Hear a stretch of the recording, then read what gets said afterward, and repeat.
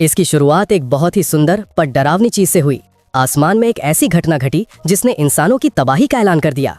आसमान से तारे गिरे जो असल में आत्माएं थीं और उनसे लोगों को जबरदस्त ताकतें मिली, पर इन तोहफों के साथ कुछ और भी बहुत खतरनाक आया। कुदरत खुद जाग उठी और डरावने राक्षसों का रूप लेने लगी। पूरी दुनिया का ढांचा बदलने लगा था। पर यह सब होने से पहले हमारी कहानी एक उबाऊ ऑफिस से शुरू होती है। एक जवान प्लानर के प्रस्ताव को बुरी तरह नकार दिया जाता है। उससे कहा जाता है कि अपना सामान पैक करे और चला जाए। बाहर दो साथी आपस में बात कर रहे थे कि अभी क्या हुआ। उनमें से एक बताता है कि असल में वो आइडिया अच्छा था, पर बॉस को फर्क नहीं पड़ता। किसी न किसी को तो बलि का बकरा बनना ही था। वो साथी बड़ी बेशर्मी से उस आइडिया को अपनी टीम के लिए चुरा लेता है। हमारा हीरो इस धोखे से हैरान रह जाता है। ये है कानो होटाका, एक नया गेम प्लानर। वो अपना गुस्सा और निराशा अपने इकलौते समर्थक को बताता है, जो उसका एक ऑनलाइन दोस्त है। एक ऐसा दोस्त जिसका नाम थोड़ा अटपटा है पर दिल का बहुत अच्छा है। कानो मान लेता है कि उसे बड़ा मौका शायद नहीं मिलेगा। वो अपने परिवार की फोटो देखता है जो उसकी प्रेरणा है। जो लोग उस पर भरोसा करते हैं उन्हें निराश करना उसे बिल्कुल गवारा नहीं था। अचानक उसके दोस्त का मैसेज बिगड़ने लगता है। उसकी स्क्रीन पर एक अजीब सी उल्टी गिनती शुरू हो जाती है। वो सोचता है कि क्या ये कोई नया वायरस है, पर यह सिर्फ उसके कंप्यूटर पर नहीं था। ऑफिस की हर स्क्रीन पर यही चल रहा था। एक मैसेज सामने आता है, एक असली गेम की दुनिया में तुम्हारा स्वागत है। बाहर की दुनिया कांपने लगती है और टूटने लगती है। कानो अविश्वास में स्क्रीन को घूरता है। स्क्रीन पर वही टाइटल लिखा था जो उसके चुराए गए प्रस्ताव का था। बाहर एक राक्षस दिखता है, पर सब उसे किसी नई चीज का प्रमोशन समझकर नजरअंदाज कर देते हैं। वो जीव शीशा तोड़ देता है और सबको निगलने के लिए अपना मुंह खोलता है। ऑफिस की वो महफिल एक चीख और खून के छींटों के साथ खत्म हो जाती है। बचे हुए लोग जान बचाने के लिए भागते हैं और हर तरफ अफरा तफरी मच जाती है। एक टूटी हुई स्क्रीन पर उसके दोस्त का आखिरी मैसेज चमक कर बुझ जाता है। एक तेज आंखों को चुंधिया देने वाली रोशनी सब कुछ अपनी चपेट में ले लेती है। पर कानो सिर्फ घर पहुंचना चाहता था। वो घबराकर अपनी बहन नोमी को फोन करता है, उसे छिपने के लिए कहता है और वादा करता है कि वो जल्द ही वहां पहुंचेगा। एक कॉल करने के बाद वो दूसरे की तैयारी करता है। वो अपनी पूर्व प्रेमिका को फोन करने में हिचकिचाता है, जिसे उसने खुद दूर कर दिया था, पर उसकी उंगली अपने आप डायल करने लगती है। वो जानता है कि ये अफसोस करने का वक्त नहीं है। तभी वो जानवर उनके पीछे सीढ़ियों को तोड़ता हुआ आ घुसता है। उसका खुला हुआ बड़ा मुंह डरे हुए लोगों की तरफ बढ़ता है और ठीक उसी वक्त उसके बॉस ने एकदम डरपोक बनकर उसे आगे की तरफ धक्का दे दिया। लगता है खराब प्रदर्शन की समीक्षा रिव्यू करने का ये भी एक तरीका है। कानो बस देखता रह जाता है। उसके सामने उसका परिवार घूम जाता है। वो एक भयानक मौत की तरफ नीचे गिरने लगता है, पर आसमान से एक अनजाना बचाने वाला आता है। एक मिसाइल उस जीव से टकराती है और जोरदार धमाका होता है। कानो उस राक्षस के रास्ते से दूर जा गिरता है और जमीन पर जोर से लगता है। उसकी चेतना धीरे धीरे अंधेरे में डूब जाती है। उसे एक पुरानी याद आती है, जब उसने सारा नाम की लड़की से रिश्ता तोड़ा था। उसने खुद को एक बैकग्राउंड कैरेक्टर कहा था जो उसकी दुनिया के लायक नहीं था। उसकी आंखें खुलती हैं, जिनमें नई आग भरी थी। वो जिंदा है, एक जलते हुए शहर के बीचों बीच घुटनों के बल बैठा है। वो जख्मी और टूटा हुआ है, पर अभी भी सांस ले रहा है। एक लोहे की छड़ का सहारा लेकर वो जबरदस्ती खड़ा होता है। उसका परिवार उसका इंतजार कर रहा है। वो हार नहीं मान सकता। उसे अब समझ आता है कि उसका गेम अब उनकी हकीकत बन चुका है और उस क्षितिज पर इस नई दुनिया के लिए जंग पहले ही शुरू हो चुकी है। कानो अपनी नई हकीकत की इस असंभव सच्चाई से जूझता है। उसके दिमाग में एक भयानक दृश्य कौंधता है, उसकी बहन का अंजाम। उसका दिल टूट जाता है और वो अपने परिवार के लिए चीखता है। गुस्से और दुख से भरकर वो सीधे उस जानवर पर हमला करता है, पर उसका हताश हमला जबरदस्त ताकत से टकराता है। वो गिर जाता है, सोचते हुए कि क्या एक बैकग्राउंड कैरेक्टर सपना भी देख सकता है। राक्षस की हथियार जैसी जीभ आखिरी वार के लिए उसके पास आती है। उसकी जिंदगी एक नोक पर खत्म हो जाती है और वो ब्रह्मांड से एक और मौका मांगता है। और बस ऐसे ही वो एक भीड़ भरी स्कूल की गैलरी में जागता है। उसके सहपाठी पूछते हैं कि क्या वो ठीक है और उसे उसके पुराने नाम से बुलाते हैं। एक घोषणा होती है कि ये सभी तीसरे साल के छात्रों के लिए बहुत जरूरी दिन है। वो सिर्फ जिंदा नहीं है, उसे वापस हाई स्कूल भेज दिया गया है। ये दुनिया अलग है, पर उसे कोई फिक्र नहीं है। उसका पुनर्जन्म हुआ है। इस बार वो कसम खाता है कि अपनी किस्मत वो खुद अपने हाथों से लिखेगा। अचानक एक बहुत बड़ी घड़ी दिखती है, क्योंकि दिखावे की कोई जरूरत नहीं थी। एक अजीब सी आवाज उसका ध्यान ऊपर खींचती है। उसकी आंखें डर से चौड़ी हो जाती हैं। ये वही उल्टी गिनती है जिसने उसकी दुनिया के अंत का ऐलान किया था। वो उसे दिखाता है, पर किसी और को वो दिखती नहीं। सिर्फ उसे याद है, सिर्फ वो जानता है। ये दूसरा मौका नहीं है, ये तो मौत का एक दोहराव है। उसे अपने परिवार की मौत की यादों को दोबारा जीना पड़ता है, पर फिर गेम उसे एक मेन कैरेक्टर चीट कोड दे देता है। एक बहुत बड़ी घड़ी की सुइयां हिलने लगती हैं। समय का पूरा ध्यान चारों तरफ बदलता हुआ लगता है। किस्मत के पहिए अब उसके हक में घूम रहे हैं। काउंटडाउन चमकता है और अंक इधर उधर होकर कुछ नया बन जाते हैं। उसकी आखिरी तारीख पूरे 1 साल के लिए बढ़ा दी गई है। एक सिस्टम विंडो उसके खास छुपे हुए टैलेंट, जिसका नाम क्रिएटर है, को दिखाती है। उसको पता चलता है कि वो 4 टैलेंट रख सकता है, जो एक ऐसी खास बात है जो पहले कभी नहीं सुनी गई। वो इस नई हकीकत के उल्टे होने पर सवाल करता है। उसके ऑनलाइन दोस्त की एक याद से एक अजीब थियोरी आती है, पर वो जल्दी से उसे इत्तेफाक मानकर खारिज कर देता है। फिलहाल उसका एक ही मकसद है, उस काउंटडाउन को आगे बढ़ाना। ज्यादा समय खरीदने के लिए वो कुछ भी करेगा। वो कसम खाता है कि वो उस तबाही को रोकेगा जिसे बनाने में उसने मदद की थी। लेकिन सबसे पहले उसे कुछ पक्का करना है। वो भीड़ से अलग हो जाता है, लोगों के विरोध को नजरअंदाज करते हुए। उसे इस जन्म की कोई याद नहीं, बस पिछले जन्म की याद है। उसकी आंखें भीड़ को घूमती हैं, कोई जाना पहचाना चेहरा ढूंढ रही हैं। और वो वहां है, उसकी बहन नॉई, जिंदा और ठीक। राहत से भरकर वो उसे जोर से गले लगा लेता है। वो चुपके से कसम खाता है कि वो उसे फिर कभी जाने नहीं देगा। वो उसे कांपते हुए महसूस करती है। उसकी ये इतनी ज्यादा भावना देखकर वो हैरान हो जाती है। सामने सबके प्यार जताना उसे बिल्कुल पसंद नहीं है। वो जल्दी से उनके माँ बाप के बारे में पूछता है, जिसके बदले में उसे एक अजीब नजर मिलती है। उनका छोटा सा मिलन स्टेज से आई एक तेज आवाज से टूट जाता है और जाहिर है वो टीचर बिल्कुल उसके पुराने बॉस जैसा दिखता है। फिर टीचर आखिरी 2 तीसरे साल के बच्चों को स्टेज पर बुलाता है। लंबे काले बालों वाली एक लड़की भीड़ से उठती है। कानो वहीं रुक जाता है। ये उसकी पुरानी गर्लफ्रेंड है, जिसे उसने खुद से दूर कर दिया था। वो देखता है कि वो जरा भी नहीं बदली है। भीड़ में धीरे धीरे आवाजें आती हैं। स्कूल के स्टार और उसकी नाकामी के बारे में बातें हो रही हैं। वो उसकी तरफ मुड़ती है, उनके फैसले का साथ में सामना करने को तैयार।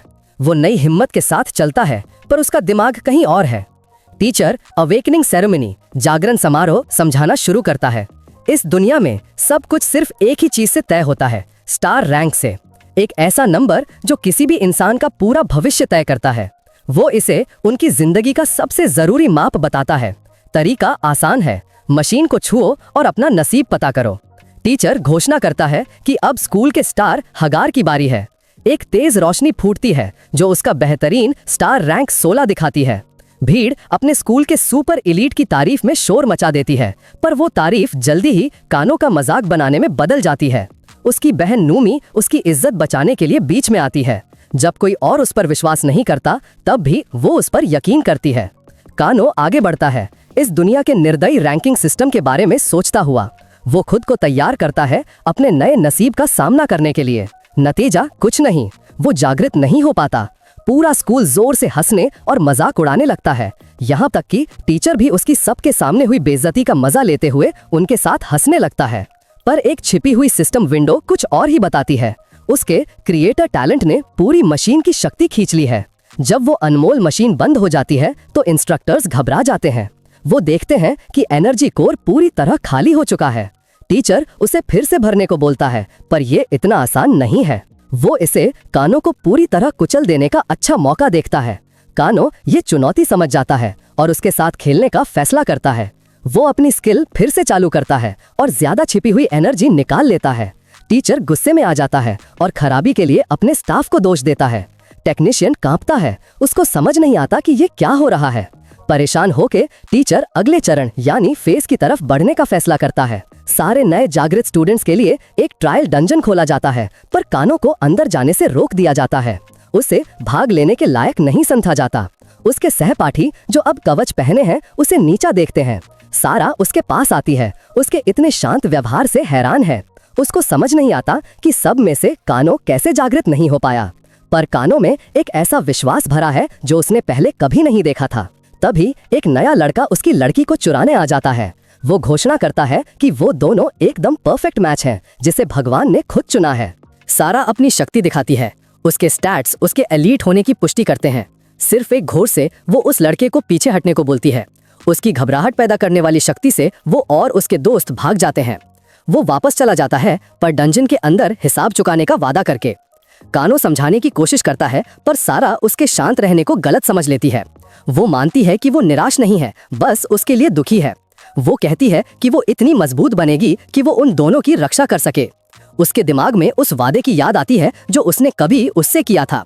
कानो को एहसास होता है कि किरदार रोल्स पूरे उल्टे हो गए हैं। अब क्या हीरो बनेगा? टीचर की आवाज उस पल को बीच में काट देती है और वो कानो को ऑफिशियली स्कूल से निकाल देता है। पर स्टेज पर एक दूसरा टीचर एक हैरानी भरा भाषण शुरू करता है। वो उनकी दुनिया के इस निर्दयी भेदभाव भरे सिस्टम की नींव पर ही सवाल उठाता है। हेडमास्टर गुस्से में आ जाता है, पर वो आदमी बस दुनिया के पागलपन को दोष देता है। और फिर सभा में एकदम से एक ऐसा मोड़ आया जिसकी उम्मीद नहीं थी। वो अकेला नहीं है, पूरा का पूरा फैकल्टी अपनी भयानक शक्लें दिखाता है। उनका प्लान कई सालों से चल रहा था, बस इसी एक पल के लिए। वो एक आसान पर डरावना आदेश देता है, सबको मार दो। पूरे हॉल में भगदड़ मच गई क्योंकि स्टूडेंट्स का शिकार किया जा रहा था। और बस देखते ही देखते प्रलय की घड़ी 20 दिन आगे बढ़ गई। कोनो को समझ आता है कि भविष्य के बारे में उसकी जानकारी अब पुरानी हो रही है। उसे एक नई योजना चाहिए और सिस्टम उसे एक मदद देता है, एक पर्सनल इन्वेंट्री, पर ज्यादातर चीजें बिना टैलेंट के बेकार हैं। लेकिन एक चीज पर उसकी नजर पड़ती है जो उसके रहस्यमयी दोस्त एक्स का दिया हुआ तोहफा है। ये स्कूल का एक नक्शा है जिसमें सारे राज दिखते हैं।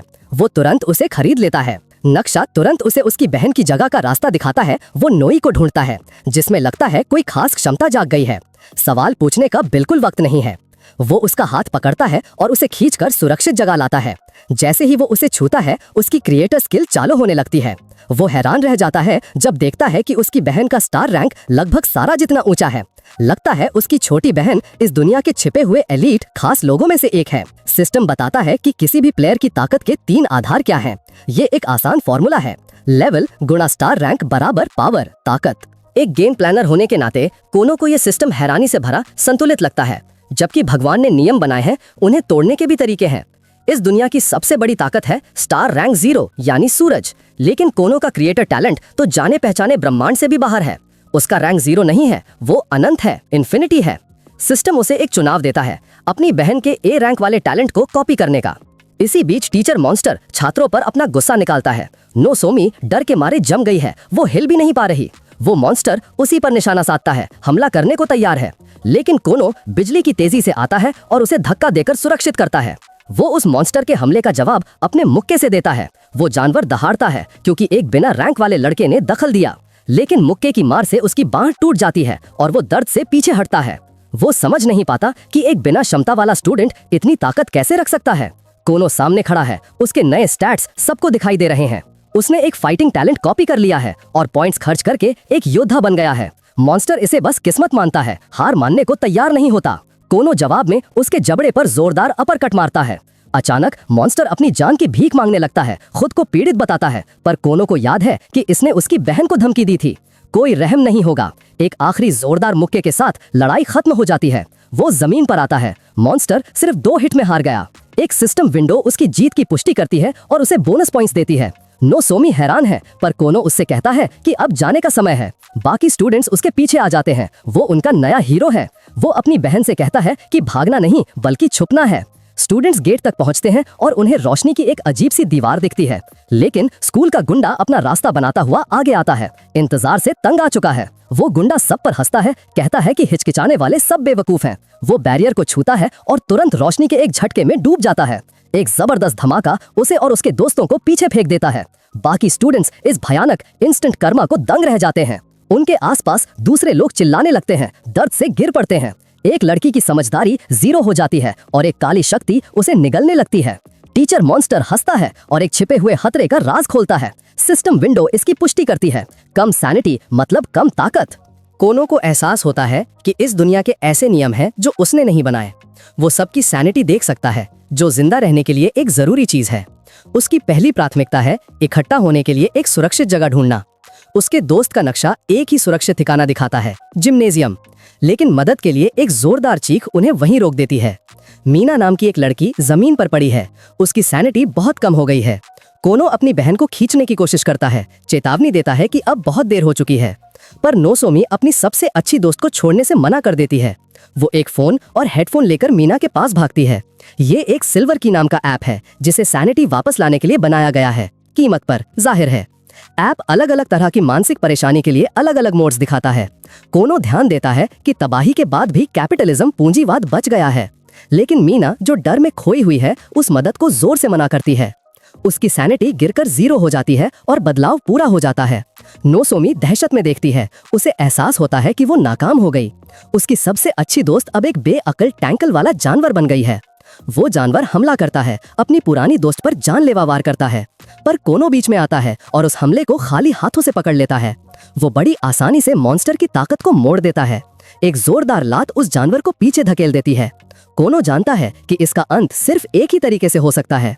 वो अपनी बहन की दोस्त को एक राहत भरी मौत देने की तैयारी करता है। एक भयानक कच की आवाज के साथ वो राक्षस खत्म होकर कुछ नहीं बचता।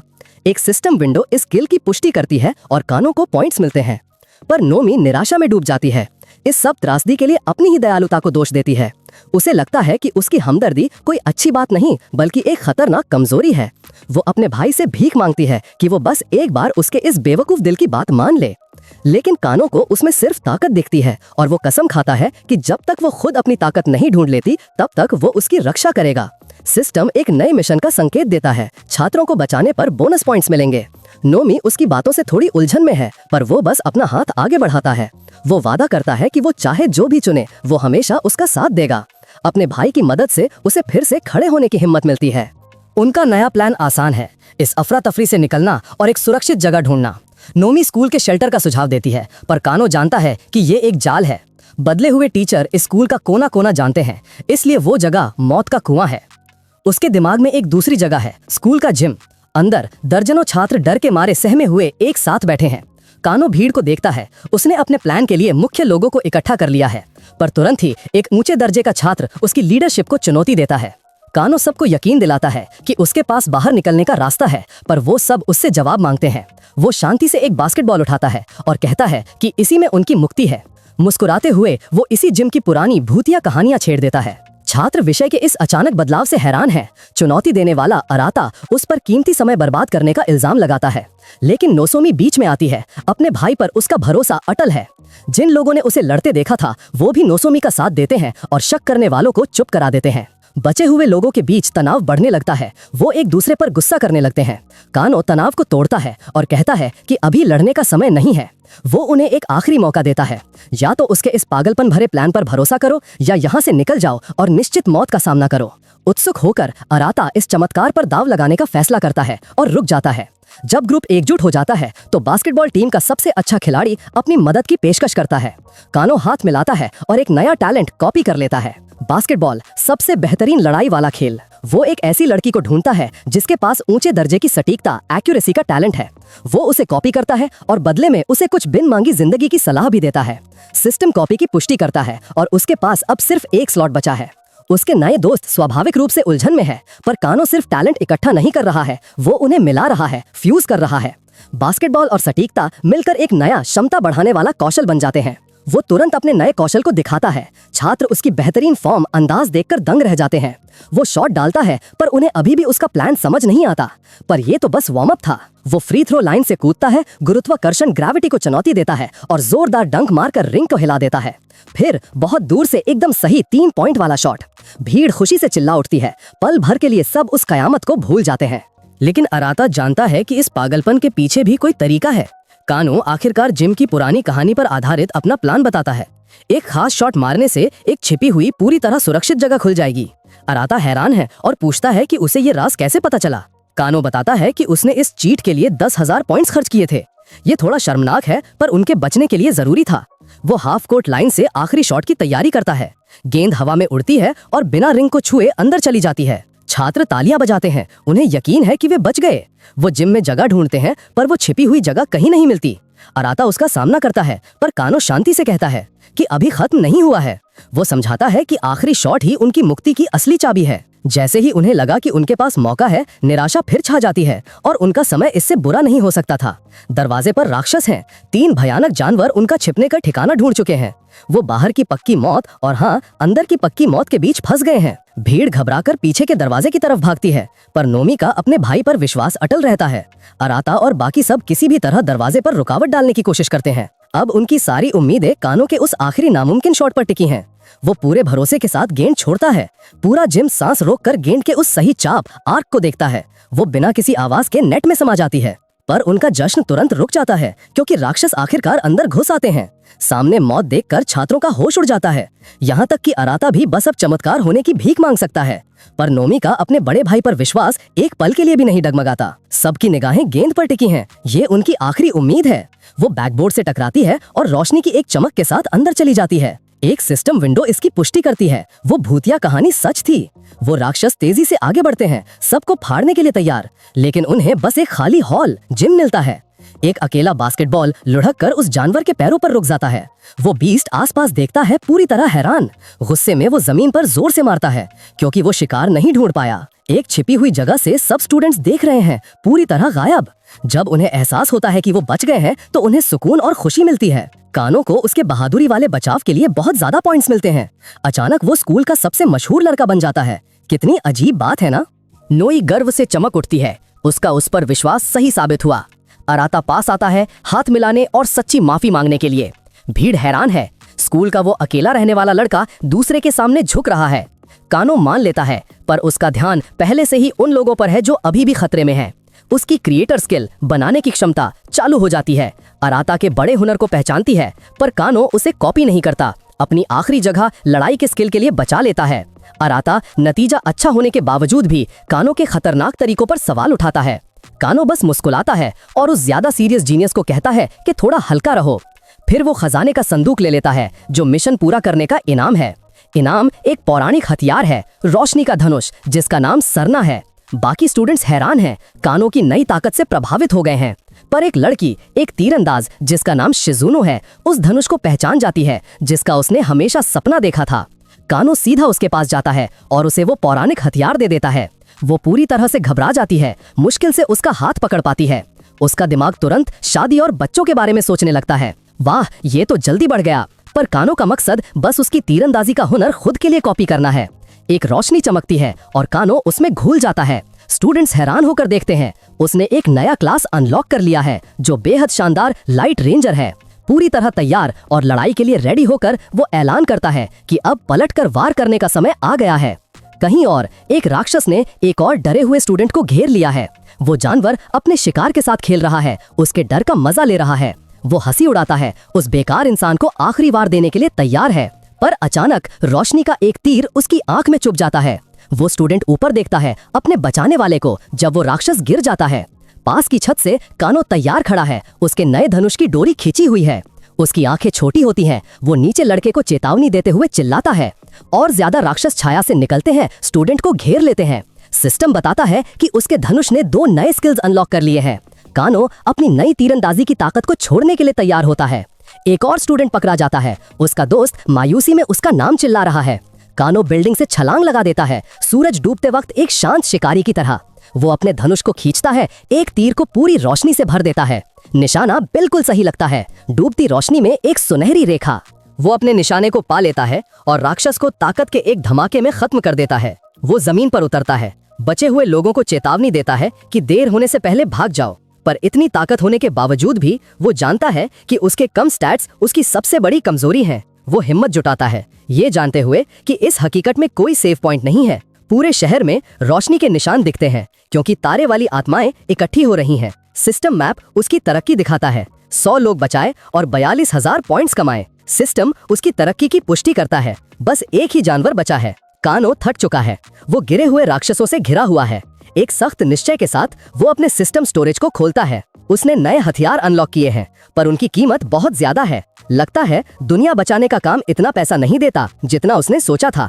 उसे एक महंगा रिकवरी पोशन मिलता है जो आखिरी लड़ाई के लिए जरूरी है। वो पॉइंट्स खर्च करके उसे पी जाता है अपनी ताकत बढ़ाने के लिए। एक तेज ताकत उसके अंदर दौड़ती है। उसकी आंखें सुनहरी चमकने लगती हैं। उसे अनंत ताकत महसूस होती है और वो कहता है कि ये पोशन हर पॉइंट के लायक था। उसकी ताकत बढ़ने का समय कम हो रहा है। वो आखिरी लड़ाई के लिए तेजी से दौड़ता है। कहीं और आखिरी राक्षस स्कूल की लाइब्रेरी में अपना दाव चलता है। वो जानवर जो पहले एक टीचर था, लाइब्रेरी डायरेक्टर रैना को बंधक बना लेता है। वो पूछती है कि उसे लाइब्रेरी के छुपे हुए खजाने वॉल्ट के बारे में कैसे पता चला। वो बताता है कि एक और टीचर ने खुद को बचाने के लिए उन्हें बेच दिया। उस गद्दार ने समझाया कि वॉल्ट खोलने के लिए दोनों की मंजूरी चाहिए। रैना गुस्से में मना कर देती है, अपनी जान से ज्यादा विश्वास को चुनती है। वो राक्षस उस पर हंसी उड़ाता है, मजाक उड़ाता है कि वो सिर्फ एक नौकरी के नाम के लिए मर रही है। वो समझाती है कि वॉल्ट का खजाना स्कूल की आखिरी रक्षा है। वो बताता है कि वो एक अंधेरे कल्ट का असली साथी है जिसने उसे ये ताकत दी।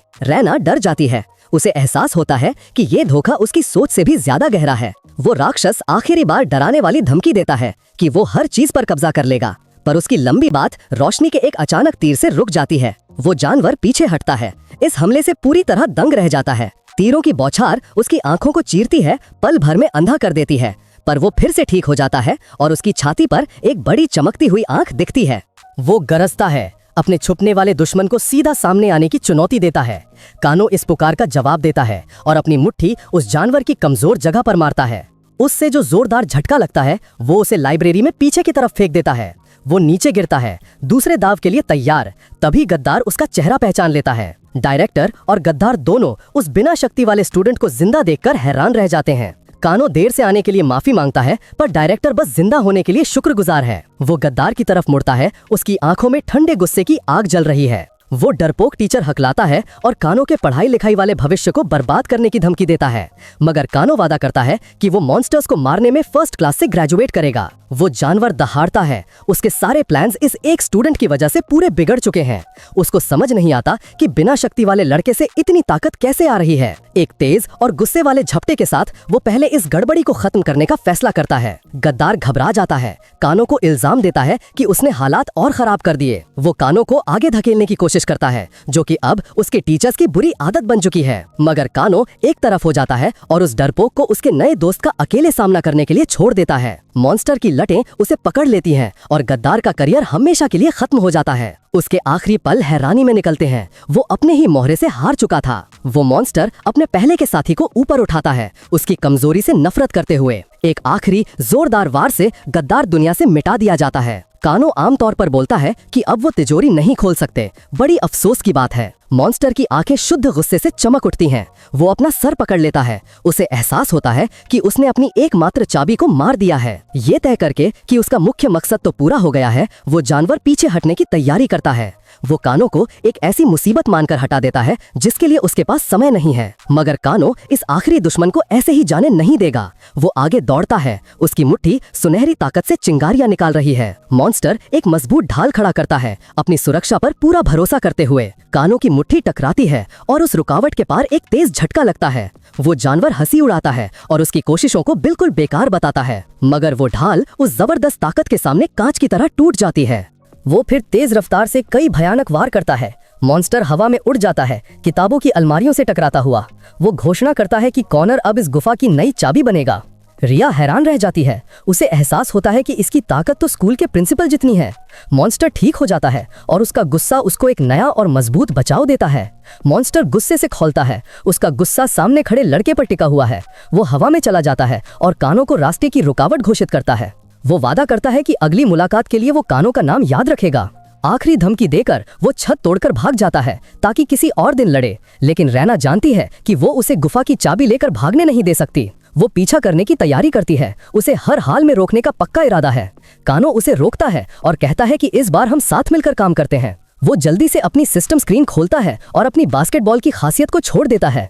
वो एक अच्छी क्वालिटी वाला ऊपर उछलने की शक्ति कॉपी करता है और उसकी ऊंचाई बढ़ाने के लिए पॉइंट्स खर्च करता है। वो और ज्यादा पॉइंट्स रफ्तार और कई बार उछलने में डाल देता है। 10,000 पॉइंट्स खर्च करने के बाद वो हवा में लड़ने के लिए तैयार है। अपनी नई तेज रफ्तार के साथ कानो लड़ाई को आसमान में ले जाने का फैसला करता है। तब तक वो मॉन्स्टर नजारे का मजा ले रहा है, एक आम विलन की लंबी बात में खोया हुआ। वो उस इनाम का सपना देख रहा है जो उसे मिशन पूरा करने पर मिलेगा, मगर अचानक एक रोशनी की चमक उसकी जीत वाली बात को बीच में ही काट देती है। वो एक मजबूत ढाल खड़ा करता है ठीक उस समय जब रोशनी का एक तीर उसके करीब आता है। जानवर हंसी उड़ाता है। उसे विश्वास है कि उसकी सुरक्षा इतनी दूर से बचेगी, पर झटका उसकी सोच से बहुत ज्यादा मजबूत था। वो डर के साथ महसूस करता है कि तीर की ताकत अभी भी बढ़ रही है। वो अभेद्य ढाल लाखों टुकड़ों में टूट जाती है। उसको समझ नहीं आता कि इतने दूर से किए गए हमले के पीछे इतनी ताकत कैसे है। कानो रैना को साथ लेकर आसमान में दिखता है। अच्छा, तो आराम से भागना तो हो नहीं पाएगा। वो एक खतरनाक चाल की तैयारी करता है। अपनी नई साथी को लॉन्च पैड की तरह इस्तेमाल करता है। एक जोरदार लात से वो डायरेक्टर को उस जानवर की तरफ उधेड़ देता है। मॉन्स्टर जवाब देने की तैयारी करता है, अपने नए निशाने को हल्का आंकते हुए। वो बचने की कोशिश करता है, पर उसकी हरकतें अचानक धीमी हो जाती हैं। एक अजीब सी सनसनाहट उसके पूरे शरीर में फैल जाती है। उसकी रफ्तार बहुत कम हो जाती है। उसको देर से एहसास होता है तीर में बेहोश करने वाला जहर मिला हुआ था। कानो फासला कम करता है इस चीज को हमेशा के लिए खत्म करने के लिए। वो जानवर बस देख सकता है जब उसकी मौत ऊपर से नीचे आ रही है। मॉन्स्टर के शरीर में जगह जगह तीर घुस चुके हैं। जहर की वजह से उसका शरीर जाम हो चुका है। वो जानवर हंसी उड़ाता है, दावा करता है कि कानो का ये बेचारा प्लान पूरी तरह से फेल हो गया है। मगर कानो बताता है कि उसने पक्का निशाना लगाने के लिए चूकने की चिंता नहीं की। वो अपनी नई उछालने की शक्ति इस्तेमाल करता है। 2 बार उछलकर फासला जल्दी से तय करता है। मॉन्स्टर हैरान रह जाता है, उस नामुमकिन चाल को समझ नहीं पाता। कानो हल्के से मुस्कुराता है और बताता है कि ये सब उसके बड़े प्लान का हिस्सा था। जहर अपने आखिरी पड़ाव पर पहुंचता है और वो जानवर पूरा बेसहारा हो जाता है। वो गुस्से में लगातार हमले करता है, सुनहरी ऊर्जा का एक तूफान। वो घोषणा करता है कि अब इस राक्षस को अपने गुनाहों की सजा देनी होगी। मारपीट चलती रहती है। हर वार एक सच्चे गुस्से की रोशनी होता है। वो जानवर हार मान लेता है, पर कसम खाता है कि वो कानो को भी अपने साथ ले डूबेगा। लेकिन कानो बस हंसी उड़ाता है जब वो राक्षस धरती की तरफ गिरता है। वो गड्ढी से ऊपर देखता है। उसे एहसास होता है कि कानो उसके साथ नहीं गिर रहा। वो फिर से ग्रेविटी को चुनौती देता है। 3 बार उछलता है, एक ऐसा काम जो नामुमकिन माना जाता था। वो एक तूफानी ताकत के साथ जमीन पर उतरता है, तैयार है सब खत्म करने के लिए। फिर वो आराम से बोलता है कि वो 4 बार भी कर सकता है। राक्षस का दिमाग पूरी तरह से हिल जाता है। एक आखिरी जोरदार ठोकर से लड़ाई आखिर खत्म हो जाती है। वो शिक्षक इंसानी रूप में वापस आता है, अपनी हार पर भी हंस रहा है। वो एक पुराना विलन वाला भाषण देता है, वादा करता है कि उसका संप्रदाय जीतेगा। एक सिस्टम विंडो उसकी जीत की पुष्टि करती है और कानो को पॉइंट्स और 2 जरूरी चीजें देती है। कानो बदली हुई दुनिया को देखता है, जानता है कि उसकी यात्रा अभी बहुत लंबी है। लाइब्रेरी की डायरेक्टर स्कूल में घोषणा करती है कि खतरा टल गया है। शेल्टर में मौजूद छात्र हैरान हैं। उनका मजाक उड़ाना अब शर्म में बदल चुका है। उधर जिम में उसके नए चाहने वाले अपने हीरो के लिए झूम उठते हैं, लेकिन कानो जानता है कि ये जीत सिर्फ थोड़े समय के लिए है। कयामत की घड़ी सिर्फ 180 दिन पीछे धकेली गई है। वो डायरेक्टर को बताता है कि अभी भी कुछ छात्र खतरे में हैं। वो बताती है कि तिजोरी हथियारों से भरी है, लेकिन उसके पास सिर्फ आधा कोड है। लेकिन कानो की आंखें चमक उठती हैं। उसके पास दूसरा आधा हिस्सा है। ये लूटने का समय है। डायरेक्टर उसके अचानक बदले हुए रवैये से पूरी तरह से चकित रह जाती है। तिजोरी के अंदर रिया मानती है कि वो अपने वादों में थोड़ा ज्यादा बह गई थी। एक प्यारा रोबोट मैस्कट उसका सच और निराशा की दुनिया में स्वागत करता है। सिस्टम पहली उत्पत्ति के बारे में बताता है, जब तारों की आत्माएं धरती पर गिरी थीं। इन आत्माओं ने इंसानियत को अनंत आशा दी थी, लेकिन स्वागत स्क्रीन धरती का एक बहुत अलग रूप दिखाती है। रोबोट की आंखें लाल चमकती हैं, कयामत के लिए असली उल्टी गिनती दिखाती हैं। कानो भी ऐसी ही गिनती को घूरता है, सोचता है कि कहीं उसका ज्ञान उसे नादान तो नहीं बना रहा। सिस्टम समझाता है कि बहादुरी के काम कयामत की घड़ी को पीछे धकेल सकते हैं। कानो इस नई जानकारी को अपने पास रख लेता है। सबसे पहले उसे वर्तमान में जिंदा रहना होगा।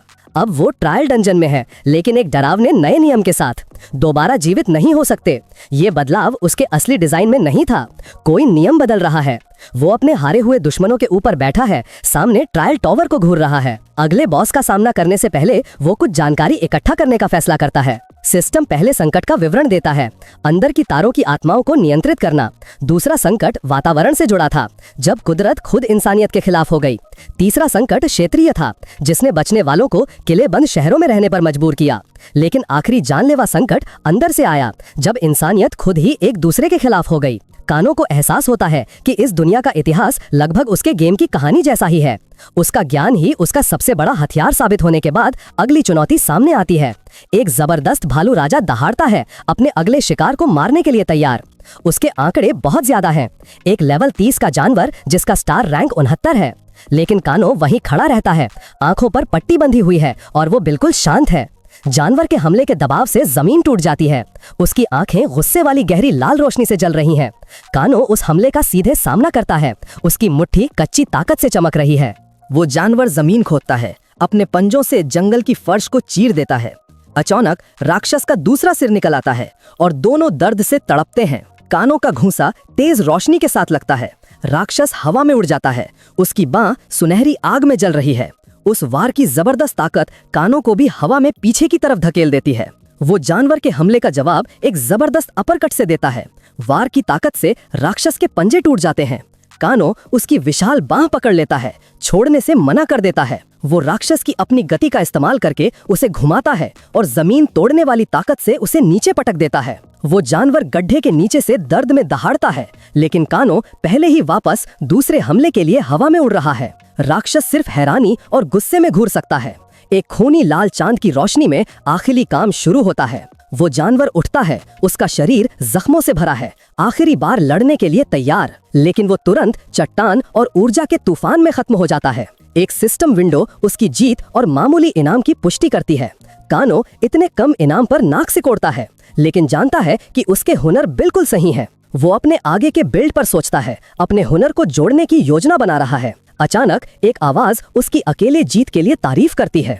एक नया चुनौती देने वाला सामने आता है, लेकिन कानो आसानी से उसके हमले से बच निकलता है। लड़के ने अपना परिचय अकीरा के रूप में दिया, जो लड़ाई के लिए तैयार था, पर उसे सुनाया के रूप में पहचान लिया गया, जो दूसरी क्लास का एक अमीर बच्चा था। कानो हक्का बक्का रह गया, पूछता है कि वो यहाँ क्यों है।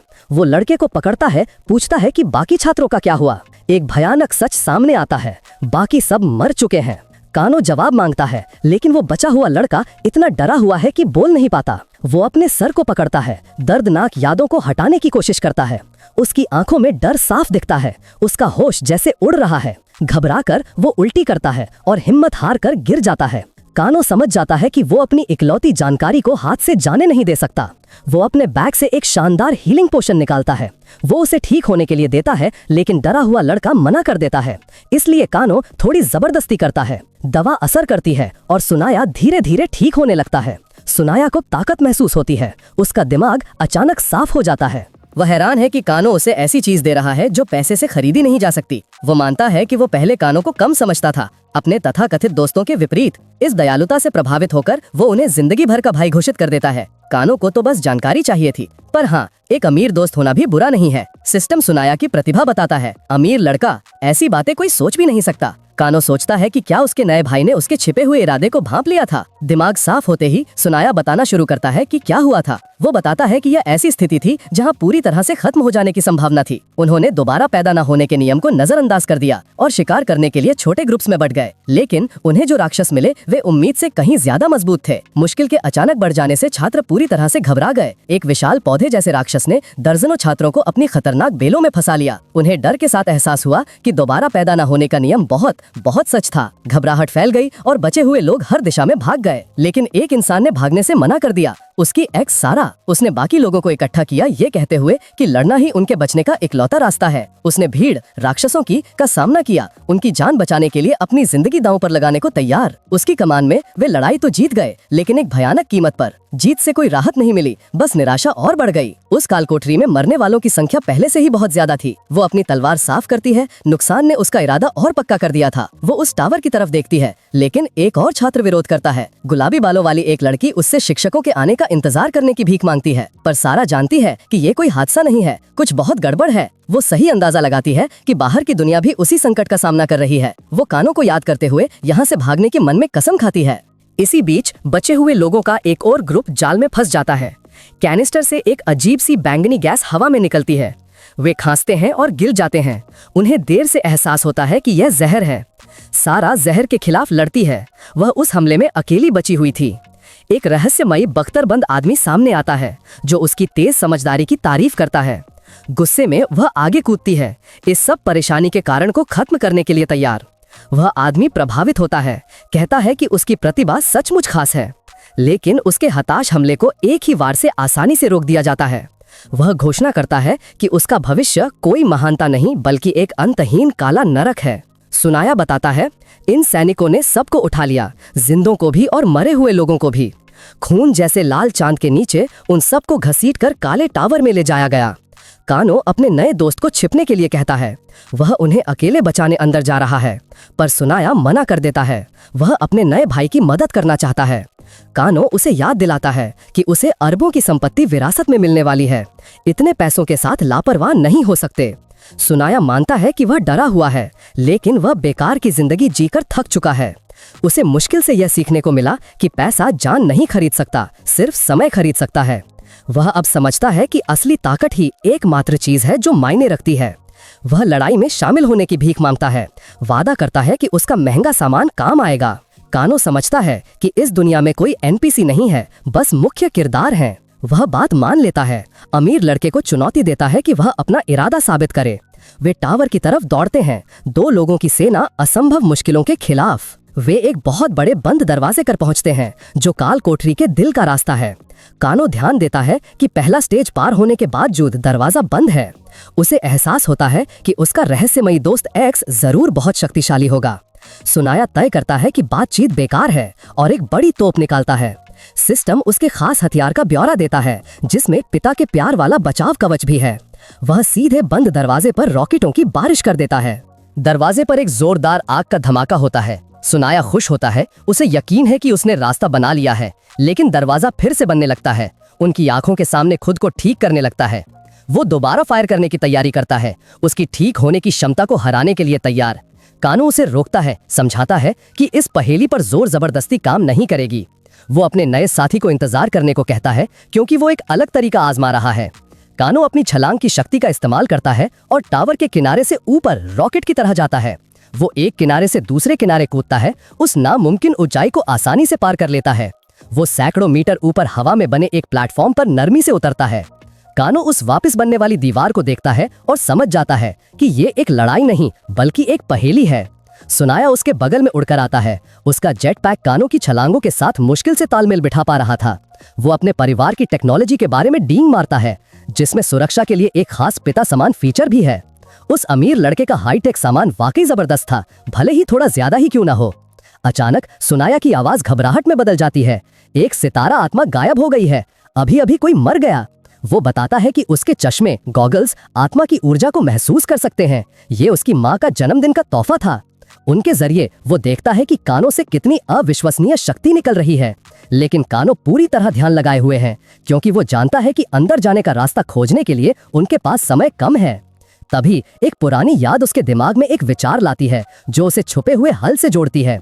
वो अपने नए दोस्त से कहता है कि अंदर जाने का एक आखिरी मौका अभी भी बाकी है। भरोसे के साथ एक छलांग लगाकर वो प्लेटफॉर्म से गोता लगाता है। टावर के साथ नीचे गिरने लगता है। ताया डर से देखता है, फिर राहत महसूस करता है जब कानो का गिरना एक नियंत्रित उतार बन जाता है। वो एक अचानक दिखने वाले पैनल पर एकदम सटीक मुक्का मारता है। उसे अपना खुद का डिजाइन याद आता है।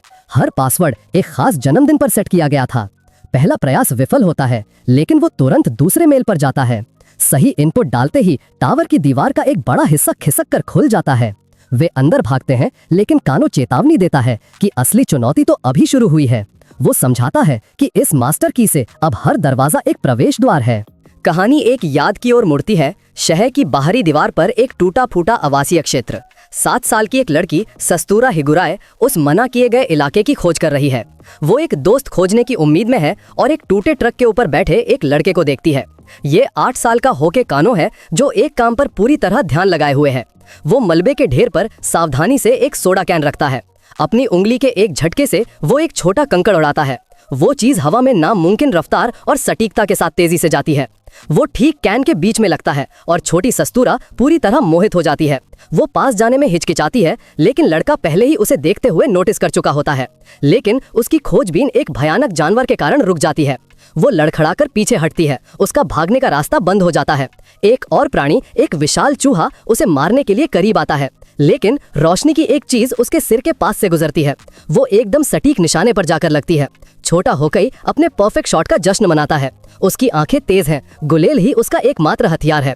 वो पूछता है कि वो कौन है और यहाँ क्या कर रही है। डरी हुई वो माफी मांगती है, कहती है कि उसका कोई बुरा इरादा नहीं था। वो उसे रोना बंद करने को कहता है कि यह किसी अमीर बच्चे के लिए सही जगह नहीं है, लेकिन वो मानता है कि वो सभ्य है, इसलिए वो उसे नापसंद नहीं करता। वो अपनी उम्र के हिसाब से बहुत फुर्ती से चलता है। वो उसके सामने उतरता है, उसे उठाने के लिए हाथ बढ़ाता है। वो उसकी ड्रेस साफ करने की भी पेशकश करता है। क्या शानदार शिष्टाचार है। वो शर्माते हुए उसकी दयालुता स्वीकार करती है। वो उसका नाम पूछता है और वो खुद को हाई कर बताती है। उसे हैरानी होती है कि उसने उसके मशहूर परिवार के बारे में कभी नहीं सुना। वो ऐलान करता है कि जब तक वो उसके साथ है वो सुरक्षित रहेगी। कपड़े साफ करने की उसकी कोशिश बुरी तरह नाकाम हो जाती है। कपड़े धोना उसके बस की बात नहीं। वो जिद करती है कि थोड़ी गंदगी कोई चिंता की बात नहीं है। लड़का उसकी भावना से पूरी तरह मोहित हो जाता है। वो उसे थम्स अप देता है और उसे कूल बताता है, और हाथ मिलाने के साथ ही एक नई दोस्ती बनती है। वो उसे एक खास जगह दिखाने का वादा करता है। वो आखिरकार अपना परिचय होकेई कानो के रूप में देता है और वो शर्माते हुए अपना नाम सेत्सुरा हिगुर बताती है। वो उसके नाम की तारीफ करता है और वे सूर्यास्त की ओर भागते हैं।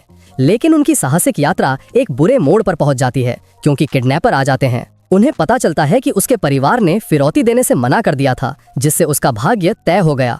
याद फीकी पड़ जाती है, केवल वर्तमान का ठंडा इरादा बाकी रहता है। सारा अंधेरे टावर के अंदर जागती है।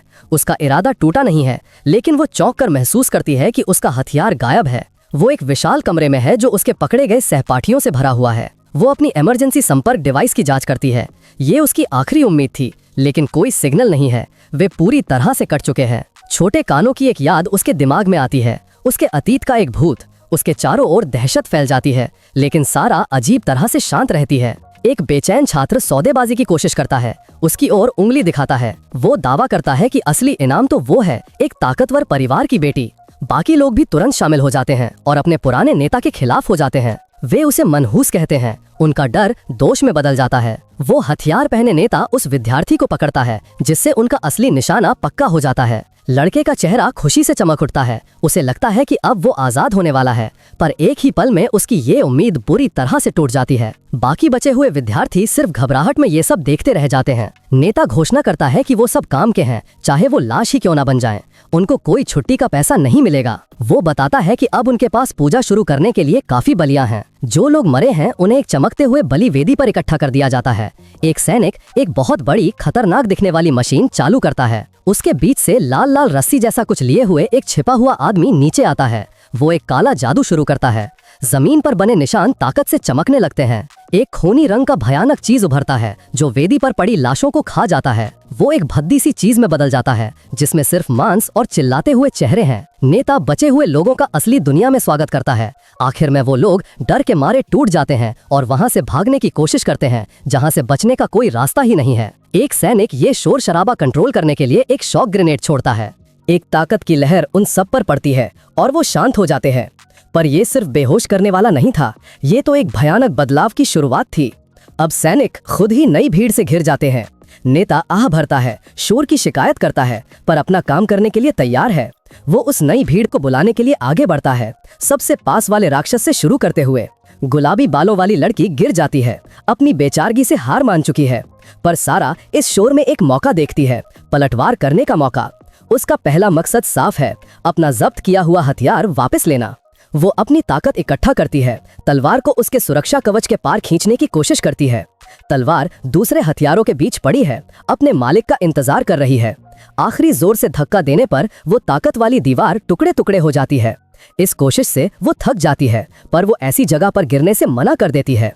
पर उसकी ये चुपचाप की गई बगावत एक हथियारबंद गार्ड की नजर में आ जाती है। तभी गुलाबी बालों वाली लड़की खुद को उस हमले के बीच में ला देती है। सैनिक उसकी हिम्मत पर हंसता है और उसकी जिंदगी खत्म करने की तैयारी करता है। पर एक चमकदार रोशनी हवा को काटती हुई सीधे उसकी तरफ आती है।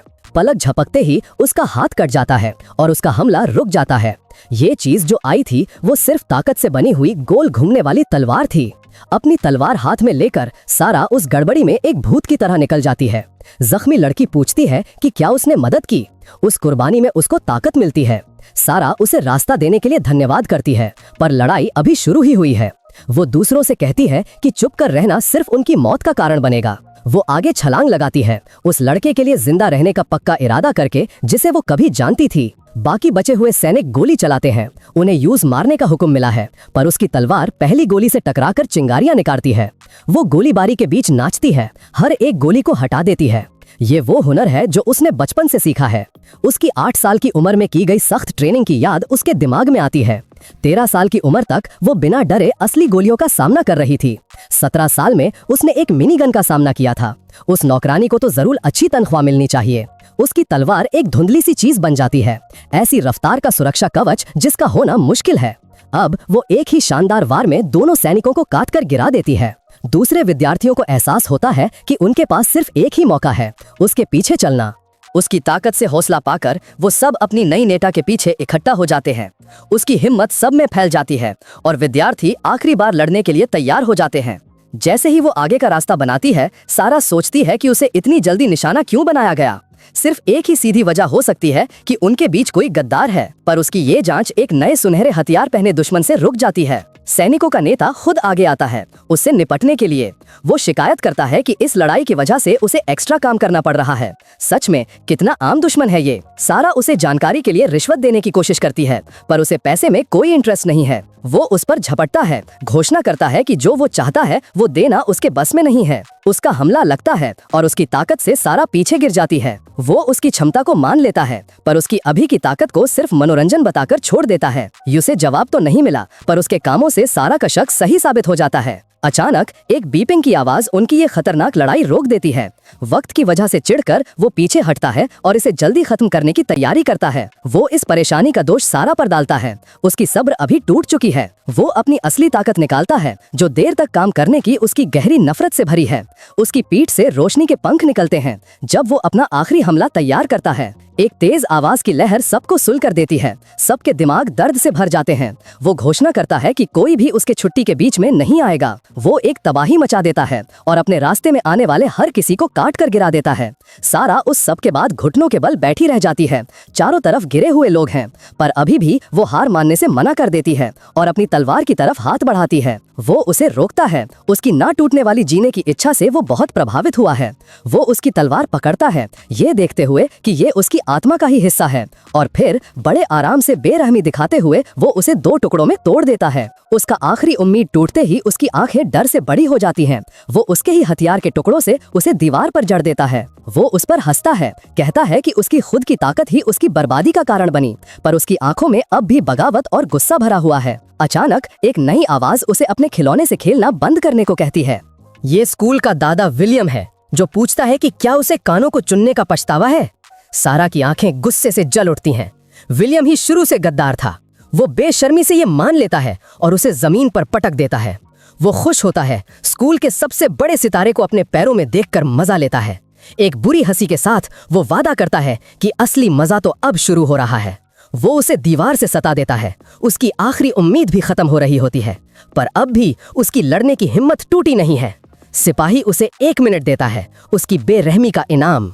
विलियम कहता है कि वो 1 मिनट में ही अपना निशान छोड़ देगा। अचानक ऊपर छत से अजीब से यंत्र नीचे आते हैं। उनमें से अजीब खतरनाक सी एनर्जी निकल रही है। एक तेज रोशनी पूरे कमरे को अपनी चपेट में ले लेती है। सारा की आंखें हैरानी से खुल जाती हैं। रोशनी में उसे कुछ पहचान में आता है। वो खुद को एक नए सूट में पाती है और एक आवाज देर से आने के लिए माफी मांगती है। कानो आ चुका है। वो उसके और दुश्मन के बीच खड़ा है। उसमें ताकत उमड़ रही है। वो कसम खाता है कि जो कोई उसके परिवार को नुकसान पहुंचाएगा वो मरेगा। सारा बस अपने अनचाहे मददगार की पीठ को देखती रह जाती है। वो उसके लिए आया था, ठीक वैसे ही जैसे कई साल पहले आया था। सिपाही जवाब मांगता है। वो इस असंभव घुसपैठ से हैरान है, पर विलियम इसे अपने गंदे बदले के लिए सही मौका समझता है। वो एक बहुत बुरा प्लान बताता है, जो सिर्फ उसके पागलपन और जलन से भरा हुआ है। सिपाही उसे चेतावनी देता है, पर विलियम कानो को बिना रैंक का कचरा बोलता है। वो पूछता है कि क्या कानो अपनी किस्मत को मंजूर करने के लिए तैयार है। कानो वही सवाल उस पर पलट देता है। उसकी आवाज बर्फ जैसी ठंडी है। विलियम हमला करता है, उस बिना रैंक के लड़के की जान लेने को तैयार, पर कानो बड़ी आसानी से हमले से बच जाता है। वो तलवार को अपने नंगे हाथ से रोकता है, जिससे विलियम हैरान हो जाता है। एक बुरी सी चर्र की आवाज के साथ वो उस दादा के हाथ की हड्डियां तोड़ देता है। विलियम चीखता है। उसे समझ नहीं आता कि ये ताकत आई कहां से। कानो अपने दुश्मन के ही जोर को उसके खिलाफ इस्तेमाल करता है और उसे जमीन पर दे मारता है। ये उसकी पूरी दबदबाहट का सबूत था। कानो उसे उसके किए का सख्त सबक सिखाता है। विलियम दया की भीख मांगता है, जबकि उसने खुद कभी किसी पर दया नहीं दिखाई थी, पर उसकी एपिक क्लास की ढाल भी इस मार से उसे ज्यादा बचा नहीं पाती। वो चिल्लाकर अपने किराए के गुंडों को आखिर में बीच में आने को कहता है, पर सिपाही समझाता है कि कत्ल कॉन्ट्रैक्ट में नहीं था। अच्छा लगता है जब दुश्मन भी ईमानदारी से काम करता है। मायूस होकर विलियम कानो के सर के लिए कोई भी कीमत देने को तैयार हो जाता है, पर उसकी अनमोल ढाल इस लगातार हमले से टूटने लगती है। वो पूरी तरह टूट जाती है और वो कानो के गुस्से के सामने निराशा हो जाता है। बाकी स्टूडेंट्स देखते हैं। उनका डर अब एक बुरी संतुष्टि में बदल चुका है। सारा उस लड़के की ताकत देखकर हैरान है, जिसे वो पहले जानती थी। तभी सुनाया अपने नए भाई की तरफ से एक तोहफा लेकर आता है। सारा हक्का बक्का रह जाती है एक बेहतरीन क्वालिटी की तलवार को पहचानकर। ये फ्रॉस्ट फैंग है, एक एपिक ग्रेड तलवार जिसमें बर्फ की शक्ति है। सुनाया प्लान बताता है। कानो उनका ध्यान भटकाएगा। वो लोग एक धुएं वाला बॉम्ब इस्तेमाल करते हैं ताकि स्टूडेंट्स वहां से निकल सकें। सिपाही धोखा नहीं खाते, वो तुरंत थर्मल विजन पर स्विच करते हैं, पर उनकी नई टेक्नोलॉजी को भी कुछ दिखाई नहीं देता। थोड़ी देर बाद एक स्नाइपर शॉट एक सिपाही को गिरा देता है। पता चलता है कि उस अमीर लड़के की टेक्नोलॉजी में कुछ खास खूबियां हैं। बाकी बचे सिपाही हर निकलने के रास्ते को रोकने की कोशिश करते हैं, पर सारा रास्ता बना लेती है। उसकी नई तलवार बर्फ के स्टील की तरह चमक रही है। वो कसम खाती है कि जब बाकी सब महफूज हो जाएंगे तो वो कानो के लिए वापस आएगी। उधर कमरे में कानो के हाथ खून से लथपथ हैं, पर उसकी हिम्मत फौलादी है। विलियम बुरी तरह से टूट चुका है। वो ऐसी माफी मांग रहा है जिसका वो हकदार नहीं। कानो उसे गुजरी हुई जानों की याद दिलाता है और उसके बेकार बहानों को ठुकरा देता है। वो सुनहरा सिपाही आखिर में आगे आता है, कानो को कहता है कि खेलना बंद करो, पर कानो सच जानता है ये बस वक्त बर्बाद करने की चाल है। सिपाही विलियम को पकड़ता है, उसे ठीक करने वाली शक्ति का इस्तेमाल करता है ताकि वो चल सके। विलियम हैरान है कि वो आखिरी पल में बच गया और दोबारा अपने पैरों पर खड़ा है। जब वो भागता है तो कानो और उसके परिवार के लिए दर्द भरे भविष्य का वादा करता है। उसके कॉम में एक आवाज आती है, स्टूडेंट्स महफूज हैं। कानो संदेश स्वीकार करता है, अब कोई नियम नहीं बचे हैं। अचानक तीरों की एक बौछार हॉलवे से गुजर जाती है। सिपाही उन्हें रोकता है क्योंकि वो लड़के को बचाने के लिए कॉन्ट्रैक्ट से बंधा हुआ है, पर एक तीर उसके बचाव से निकल जाता है और अपने असली निशाने पर लगता है। विलियम बस हैरानी से देखता रह जाता है जब उसकी जिंदगी खत्म हो जाती है। कोनो सामने खड़ा है, उसका धनुष तना हुआ है। उसने अपना फैसला सुना दिया है। एक सिस्टम विंडो इस मार को पक्का करती है और उसे इनाम में पॉइंट्स मिलते हैं। उसे एनक्रिप्टेड गुप्त बातचीत का कुछ डेटा और विलियम के निजी कलेक्शन की एक चाबी भी मिल जाती है। वाह, सिपाही अपने पुराने क्लाइंट के मरने की परवाह नहीं करता। अब उसे समझ आता है कि कोनो की लड़ने की असली वजह क्या है। वो एक टेढ़ी डील करता है, सारा की जान बदले में वे हमेशा के लिए एक दूसरे से दूर हो जाएंगे। वो अपनी पिस्तौलें निकालता है, नई शर्तें मनवाने के लिए तैयार है। कोनो जवाब में रोशनी से भरे तीरों की बौछार करता है। वे वार एक तेज चमक वाली ऊर्जा के साथ मिलते हैं। हवा में बिजली सी कड़कती है जब गोलियां और तीर एक खतरनाक लड़ाई में टकराते हैं। सिपाही मानता है कि उसने इस बिना रैंक वाले लड़के की ताकत को कम आंका। कानो किसी भूत की तरह चलता है, हर एक गोली से बच जाता है। चिढ़कर सिपाही अपनी आखिरी चाल चलने का फैसला करता है। वो 2 बड़े गैटलिंग गन लगा देता है। लगता है वो आज ज्यादा काम करने को तैयार है। वो गोलियों की बौछार कर देता है, इसे खत्म करने के लिए तैयार है। गोलियां टावर को चीरती हुई निकलती है, शुद्ध तबाही का तूफान। कानो जानता है कि उसका सामान इतनी ज्यादा मारक क्षमता का मुकाबला नहीं कर सकता, लेकिन वो एक गुप्त हथियार निकालता है जो उसने वॉल्ट से लिया था। सिपाही उसे ताना मारता है, ये सोचकर कि वो अब फंस चुका है और थक गया है। वो डींग मारता है कि उसकी 10,000 गोलियां प्रति मिनट की रफ्तार से कोई नहीं बच सकता।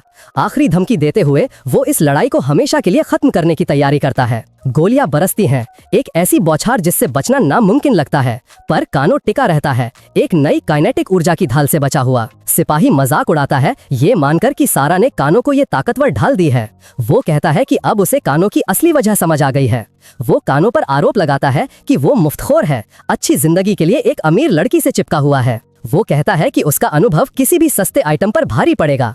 वो आगे कूदता है, उसके स्टैट्स में 46 का एक अच्छा स्टार रैंक दिखता है। कानो वार का जवाब देता है, उसके अपने स्टैट्स में लड़ने की ताकत लगभग 3 गुना ज्यादा दिखती है। सुनहरी रोशनी की तेज चमक में उनके मुक्के टकराते हैं। कानो का मुक्का सही जगह लगता है, जिससे वो बख्तरबंद सिपाही लड़खड़ा जाता है। सिपाही हवा में उछल जाता है और कानो से उसका असली स्टार रैंक पूछने की जिद करता है। कानो आराम से अपने स्टैट्स दिखाता है और उन्हें मामूली बताता है। वाह, क्या सादगी है। सिपाही हक्का बक्का रह जाता है, इन नामुमकिन अंकों पर विश्वास नहीं कर पाता। कानो उससे कहता है कि वो इसे खुद ही एक जबरदस्त वार से जांच ले। वो वार उसके हेलमेट को तोड़ देता है, जिससे एक अनुभवी सिपाही का चेहरा दिखता है। उस वार की वजह से उनके नीचे का फर्श भी टूट जाता है। इसके बाद वो लगातार मुक्कों की बौछार करता है। सिपाही टावर की दीवार के पार चला जाता है। सिर्फ उस टक्कर की ताकत से दीवार बाहर की तरफ फट जाती है। कोनो जमीन पर उतरता है और अपने दुश्मन को आसमान में जाते हुए देखता है। सिपाही वापस जमीन पर गिरता है, उस लड़के को कोसता है। वो उठने की कोशिश करता है, उसका शरीर और गुरूर पूरी तरह से टूट चुके हैं। हार मानने से इनकार करके वो अपनी बची हुई ऊर्जा को एक आखिरी आवाज वाले हमले के लिए इस्तेमाल करता है, पर कानो पहले ही तैयार हो चुका होता है और कहता है कि सिपाही ने गलत दुश्मन चुना है। वो पूछता है कि क्या उसका दुश्मन अंत के लिए तैयार है। सिपाही बस हंस पाता है। वो भाड़े का सिपाही अपनी हार मान लेता है और कहता है कि उसे मौत का कोई डर नहीं है। अपनी आखिरी सांस में वो चेतावनी देता है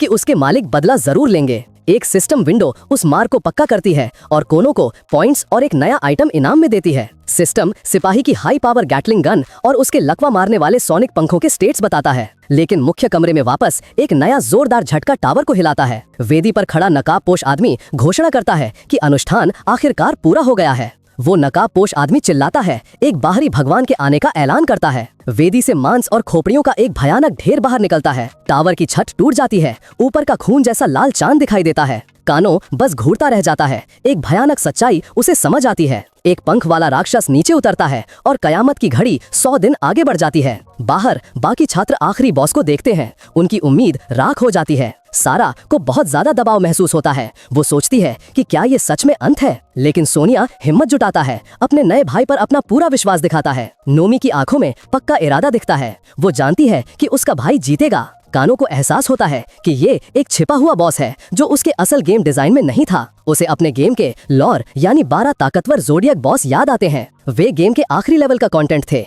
हर किसी की अपनी खासियत थी। उसने कभी नहीं सोचा था कि कोई पंथ ऐसे किसी को बुला सकता है, खासकर एक ट्रायल डंगोन में। लेकिन इस जीव का रूप उसके लिए बिल्कुल नया है। वो पंथ वाला व्यक्ति बलि चढ़ाता है, अपने नए भगवान से मजबूत होने की भीख मांगता है। वो उस मांस के ढेर में खिंच जाता है, इस मकसद के लिए खुशी से दी गई बलि। वो खुशी में चीखता है। इसे खाया जाना अपने लिए सम्मान कहता है। कुछ लोगों के अजीब शौक होते हैं। वो जीव उसे जज्ब करना शुरू कर देता है। मांस की लताएं उसके शरीर को लपेट लेती हैं। उसका चेहरा बिगड़ने लगता है क्योंकि उसकी जीवन शक्ति खत्म हो रही होती है। कानो जानता है कि इसे अपने आखिरी रूप में आने से पहले ही रोकना होगा। वो एक धमाके वाला तीर चलाता है, पर वो जीव इसे बेकार समझकर हटा देता है। उस ढेर पर उस शैतान का चेहरा आता है जो कानो से कहता है कि अब वो उसका अगला खाना बनेगा। अगर धमाके काम नहीं करेंगे तो कानो तय करता है कि अब ज्यादा ताकत इस्तेमाल करनी होगी। वो अपनी नई गैटलिंग गन से गोलियों की बौछार कर देता है। वो जीव फट जाता है, पर अंदर का शैतान मुक्ति के लिए प्रार्थना करता है। गोलियों की ये बरसात चलती रहती है। ये बदलाव रोकने की एक हताश कोशिश है। आखिर में जीव का असली रूप उस मांस वाले हिस्से को पूरी तरह निगल लेता है। वो घोषणा करता है कि उसका आना पूरा हो चुका है और इंसानों को कांपने के लिए कहता है। टावर से लाल ऊर्जा की एक बहुत बड़ी लहर निकलती है। ऊपर आसमान में वृश्चिक राशि का तारा समूह चमकने लगता है। राशि का बॉस अपना असली डरावना रूप दिखाता है। वो अपनी बिच्छू वाली पूंछ में एक भयानक हमला तैयार करता है। विनाश की एक तेज किरण युद्ध के मैदान को चीरती हुई निकलती है, पर यह हमला कानों पर नहीं है। ये नीचे मौजूद छात्रों के लिए है। बॉस परछाई वाले गुर्गों की एक नई लहर छोड़ता है। परछाई वाले बिच्छुओं का एक झुंड लड़ने के लिए खड़ा हो जाता है। नए आए इन जीवों से छात्र पूरी तरह घिर जाते हैं। वो आग के एक घेरे में फंस जाते हैं। उनका भागने का रास्ता कट जाता है। एक छात्र को मुश्किल से पता चलता है कि ये कोई साधारण आग नहीं है। आग खुद जिंदा लगती है, जो भी छूती है उसे खा जाती है। जमीन से टहनियां निकलती हैं, उन्हें उनकी मौत की तरफ खींचती हैं। उस दानव की पकड़ से बचना नामुमकिन है। जैसे ही एक छात्र हिम्मत हारने लगता है, सारा उससे कहती है कि उठो और लड़ो। वो रास्ता बनाती है और कहती है कि कमजोरी दिखाना कोई विकल्प नहीं है। पर वो राक्षस ठीक हो जाते हैं। उनकी उम्मीद राख बन जाती है। सूना सबको इकट्ठा करता है। उसका डर अब नई हिम्मत में बदल चुका है। नोई डटी रहती है। उसे अपने भाई पर पूरा भरोसा है। अचानक आसमान से एक चमकता हुआ सितारा नीचे उतरता है। वो एक उल्कापिंड की ताकत से युद्ध के मैदान पर गिरता है। कानो आ चुका है और अपने इस जबरदस्त एंट्री के लिए माफी मांगता है। उसके उतरने से शुद्ध ऊर्जा की एक लहर फूटती है। छात्र उस धमाके में फंसकर हवा में उड़ जाते हैं, पर एक सुनहरी ढाल बनती है जो उन्हें इस अफरा तफरी से बचाते हैं। कुछ अभी भी शक में है, पर कानो पहले ही अपनी अगली चाल सोच रहा है। सारा उससे योजना पूछती है और कानो मानता है कि उसके पास एक अनुमान है। वो बॉस की कमजोरी जानता है, पर उसके पास पहुंचना ही असली चुनौती है। सारा को गलती दिखती है। बॉस तो पहुंच से बहुत दूर है, पर सुनाया के पास एक हल है जो उसके परिवार की दौलत की मेहरबानी है। एक बुलावे के घेरे से सुनहरी रोशनी का एक खंभा निकलता है। उसने एक बहुत बड़ा रोबोट बुलाया है, क्योंकि जाहिर है वो यही करेगा। एक गुप्त हथियार, एक खास एस रैंक रोबोट, पर वो बताता है कि इसमें एक बहुत महंगी कमी है। ये स्टार स्पिरिट से चलता है, जो हर मिनट 10,000 खर्च होते हैं। सारा कहती है कि इतनी लागत तो कोई बड़ी कंपनी भी नहीं उठा सकती। सुनाया मानता है कि इसे उधार लेने के लिए उसे अपने पिता की बहुत मिन्नतें करनी पड़ी। उसने एक बार 30 सेकंड की सवारी के लिए पैसे जमा किए थे। वो उसकी जिंदगी के सबसे अच्छे 30 सेकंड थे। अपनी पूरी दौलत के साथ भी वो इसे सिर्फ 4 मिनट के लिए चला सकता है। जब बाकी छात्र हिम्मत हार जाते हैं तो कानो अपने विकल्पों पर विचार करता है। वो अपना इरादा पक्का करता है, जानता है कि यही उसका इकलौता मौका है। अचानक एक सिस्टम विंडो 5000 पॉइंट ट्रांसफर होने की पुष्टि करती है। सुनाया अपना सब कुछ दे देता है, उम्मीद करता है कि 30 सेकंड काफी होंगे। कानो सारा की तरफ मुड़ता है जो चिंता से देख रही है। वो उसे तसल्ली देता है, कहता है कि उसके फैसलों के लिए वो खुद को दोष न दे। वो सुनाया से कहता है कि वो अपने पॉइंट्स अपने पास रखे, उसके पास 4 मिनट के लिए काफी है। सिस्टम लिंक की पुष्टि करता है और कानो के भंडार से 40,000 पॉइंट काट लिए जाते हैं। उसकी निर्माता प्रतिभा रोबोट की पूरी युद्ध क्षमता को खोल देती है। मशीन की आंखें चमकती हैं, वो अपने नए पायलट के साथ पूरी तरह जुड़ चुकी है।